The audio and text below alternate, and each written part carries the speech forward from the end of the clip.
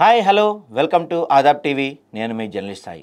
మొన్న వచ్చిన మయన్మార్ భూకంపం అందరం చూసాం.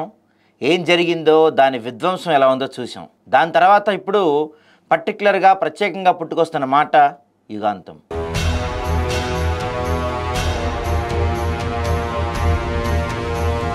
సమస్త జీవరాశి నశించిపోతుందా?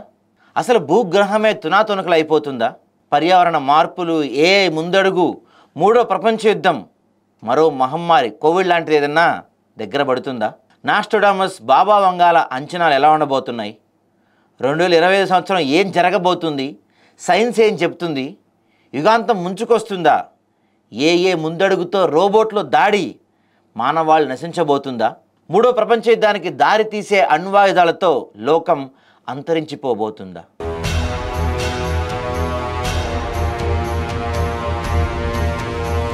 కోవిడ్ కంటే ప్రమాదకరమైన మరో మహమ్మారి మనందరినీ అంతమొందించబోతుందా? తోకచూక వచ్చి భూమిని బద్దలు చేయబోతుందా? పర్యావరణ మార్పులు తీవ్రమైపోయి మహాసముద్రాలు భూలోకాన్ని ముంచెత్తబోతున్నాయా?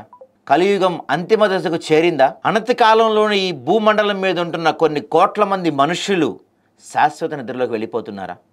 సోషల్ మీడియాలో కొన్ని పోస్టులు చూస్తే ఈ ప్రశ్నలే తరచూ ఎదురవుతున్నాయి. దీంతోపాటు లెవియతన్ అనే ఒక జంతువు గురించి, సముద్రం కింద ఉండే ఒక జంతువు గురించి కూడా బాగా వార్తలు వస్తున్నాయి. అసలు ప్రపంచం అంతం కానుందన్న వార్తలు ఎక్కువ వినిపిస్తున్నాయి. ఈ చర్చ ఇప్పుడు ఫస్ట్ టైం కాదు, అలా అని ఇదే లాస్ట్ కూడా కాదు. 2012లో యుగాంతం కాబోతుందనే చర్చ ఎంత తీవ్రంగా జరిగిందో మనందరికీ తెలుసు. ఏకంగా హాలీవుడ్లో 2012తో ఒక సినిమా రిలీజ్ చేశారు. ఇంకొంచెం వెనక్కి వెళ్తే ఇందిరాగాంధీ హయాంలో స్కైల్యాబ్ ఘటన కాలాన్ని ఇప్పటికీ పెద్దోళ్ళు గుర్తు చేసుకుంటూ ఉంటారు. జీవరాశులు అంతమొందించడం ఇది వరకు జరగంది కాదు. 66 మిలియన్ల ఏళ్ల క్రితం ఈ భూగ్రహం పైన ఉన్న 3/4 జీవరాశులు అంతరించిపోయాయి. అప్పుడు డైనోసార్లు నశించిపోయాయి. భారీ అంతరిక్ష శకలం ఒకటి భూమిని ఢీకొట్టడం వల్ల అంతటి విధ్వంసం జరిగినట్టు చెప్తుంటారు శాస్త్రవేత్తలు. అప్పటి నుంచి మళ్ళీ ఆ స్థాయిలో అలాంటి విపత్తు జరగలేదు. కానీ ఇప్పటికీ అంతరించిపోయే దశలో అనేక జీవజాతులు ఉన్నాయి. ఇది వేరు. కానీ ఒక్క ఉదుట్న సమస్త విశ్వం చెల్లాచెదురై సమస్త జీవకోటి అంతరించిపోతుందనే తరచూ జరిగే చర్చ. ఇది ఒకవైపు ఆసక్తికరంగా, మరోవైపు ఆందోళనకరంగా ఉంటుంది. కొందరు కాలజ్ఞాన అంచనాలు వేస్తారు. ఆధ్యాత్మిక విషయాలు ఈ చర్చను ఇప్పుడు బాగా ఉధృతం చేశాయి. ఇటీవల కాలంలో పర్యావరణ మార్పులు వంటి శాస్త్రీయ అంశాలు ఇందుకు తోడవుతున్నాయి. ముందుగా పసిగట్టిన కాలజ్ఞానులు, బాబా వంగ వంటి వాళ్ళందరూ కూడా కాలజ్ఞానులుగా తెలుగు పుడమికి పరిచయమైన పోతులూరి వీరబ్రహ్మేంద్ర స్వామికి విశేష ఆదరణ ఉంది. ఇప్పటికీ అక్కడో ఇక్కడో ఆయన అంచనాలు వినిపిస్తూనే ఉంటాయి. ఆయన భవిష్యత్తు ఊహించి చెప్పిన తీరు, ఆయన సూచించిన కొన్ని సామాజిక మార్పులు కనిపించడం వంటివి ఇప్పటికీ ఇంట్రెస్టింగ్గానే ఉన్నాయి. ఇలా యుగాంతం గురించి చెప్పిన బాబా వంగ, నోస్ట్రాడామస్ వీళ్ళంతా కూడా ఎంతో ఫేమస్ అయ్యారు. ఎందుకంటే నీరు ముందుగానే ఉందని చెప్పిన అంచనాలకు అటు ఇటుగా కొన్ని సంఘటనలు మనం ఈ మధ్యకాలంలో చూస్తూ వచ్చాం, దాదాపు జరుగుతూ వచ్చాయి. కొన్ని దశాబ్దాల క్రితమే చెప్పేశారు బాబా వంగ, నోస్ట్రాడామస్. ఇప్పటికీ మనుషులు కాదు, బల్గేరియాకు చెందిన బాబా వంగ మరణించి దాదాపు 30 ఏళ్ళు అవుతుంది.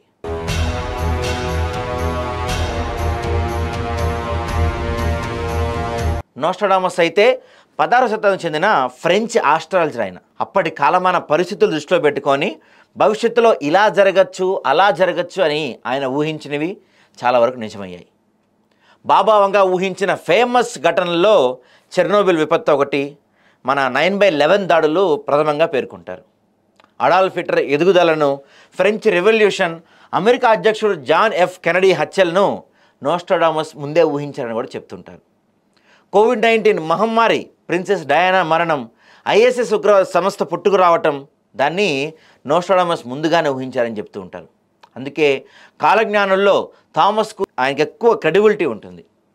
నోస్ట్రాడామస్తో పాటు పలువురు కాలజ్ఞానులు చెప్పినట్లు ఈ ఘటనలు జరగటం, అదే తీరులో వారు చెప్పిన విధంగా యుగాంతం కూడా జరగచ్చనే ఆందోళన ఇప్పుడు జరుగుతుంది.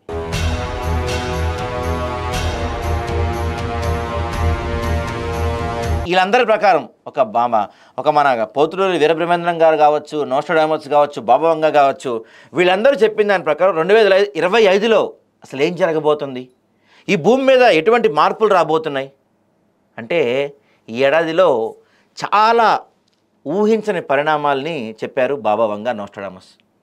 యూరప్ దేశాలు యుద్ధాలతో విధ్వంసానికి గురవుతాయి. మహమ్మారి వారిని ఇంకో భయంకరమైన మహమ్మారి రాబోతుందని చెప్తున్నారు. బ్రెజిల్లో అగ్నిపర్వతాలు క్రియాశీలకమైపోతాయి, ప్రాణాంతక వరదలు ముంచెత్తాయని కూడా చెప్తున్నారు. ఇదే తీరులో బాబా వంగా కూడా యూరోప్లో 2 దేశాల మధ్య జరిగే మరణాలు అంతిమంగా అన్ని దేశాలకు పాకుతాయని చెప్పారు. ఇలాంటి పరిణామాలే ప్రపంచ అంతానికి దారి తీస్తాయని కూడా వీళ్ళు అంచనా వేశారు. ఏలియన్లు మనుషులకు కనపడతాయని, ఆ గ్రహాంతర వాసులతో మనకు యుద్ధం కూడా జరుగుతుందని వాళ్ళు ముందే ఊహించారు.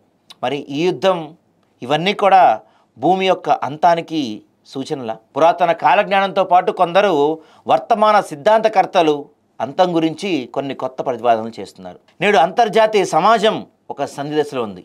వర్తమాన కాలాన్ని మానవ జాతి ఎలా ఎదుర్కోబోతుందన్నదే ఇప్పుడు పెద్ద టాపిక్ అయిపోయింది.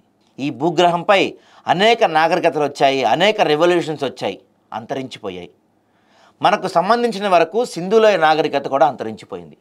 చరిత్రలో ప్రసిద్ధి చెందిన అనేక రోమన్ నాగరికతలు, మయన్ నాగరికతలు, ఇలాంటివన్నీ కూడా కారణాలు ఏవైనా కానీ కాలగర్భంలో కలిసిపోయాయి. ప్రముఖ రచయిత, జర్నలిస్ట్ డాక్టర్ నఫీజ్ అహ్మద్ కూడా నేడు మానవ నాగరికత సంధి దశలో ఉందని చెప్తున్నారు. ప్రతి నాగరికత వృద్ధి, సుస్థిరత్వం, క్షీణించిపోవటం, అంతిమంగా కొత్త మార్పు చెందడం అనే కీలకమైన 4 దశల గుండా సాగుతుందని ఆయన చెప్తున్నారు. ప్రస్తుతం పారిశ్రామిక నాగరికత కూడా 3వ దశలో ఉందన్నారు. భవిష్యత్తులో జరిగే ప్రచండ మార్పులకు లోను కావాల్సి ఉందని ఆయన విశ్లేషించారు. శిలాజ ఇంధనాలను కాపాడుకునే ప్రయత్నాలు, క్లీన్ ఎనర్జీ, సంస్కరణలు, నియంతృత్వం ప్రభుత్వాలకు సంఘర్షణలకు లోనవుతాయని చెప్తున్నారు. ప్రస్తుతం పాత, రానున్న కొత్తల మధ్య ఘర్షణలు, రాజకీయ సాంస్కృతిక ప్రతిష్టంభనలు ఇవి కూడా ఉంటాయని చెప్తున్నారు. అంతేకాకుండా అంతర్జాతీయంగా సంక్షోభాలు కూడా ఏర్పడచ్చని చెప్తున్నారు. ఇవన్నీ నియంత్రణ చేయి దాటితే పరిణామాలు ఎటువైపుగాన దారితీర్చనే సిద్ధాంతాన్ని ఆయన పేర్కొన్నారు. అసలు విలాసానికి భూమి మొత్తం వినాశనం అయిపోవటానికి ఎలాంటి కారణాలు ఉన్నాయని సైంటిఫిక్గా ఆలోచిస్తే ఇవి పెద్దగా పట్టించుకోనవసరం లేదు. కానీ ఆ సైన్స్ ప్రకారం కూడా ఈ భూగ్రహానికి కొన్ని థ్రెడ్స్ ఉన్నాయని ఈజీగా తెలిసిపోతుంది. ఉదాహరణకు ఆస్ట్రాయిడ్స్, అంతరిక్ష శకలాలు అత్యంత వేగంగా భూమిని ఢీకొట్టవచ్చు. ఆ శకలం ఆకారం, వేగం బట్టి డ్యామేజ్ ఉంటుంది. అలాగే nuclear war, biological, biowar, chemical war, ఇలాంటి ఏ యుద్ధమైనా సరే అగ్నిపర్వతాలు, ఆర్టిఫిషియల్ ఇంటెలిజెన్స్ ఇవన్నీ కూడా మనకు థ్రెట్ అవ్వచ్చు.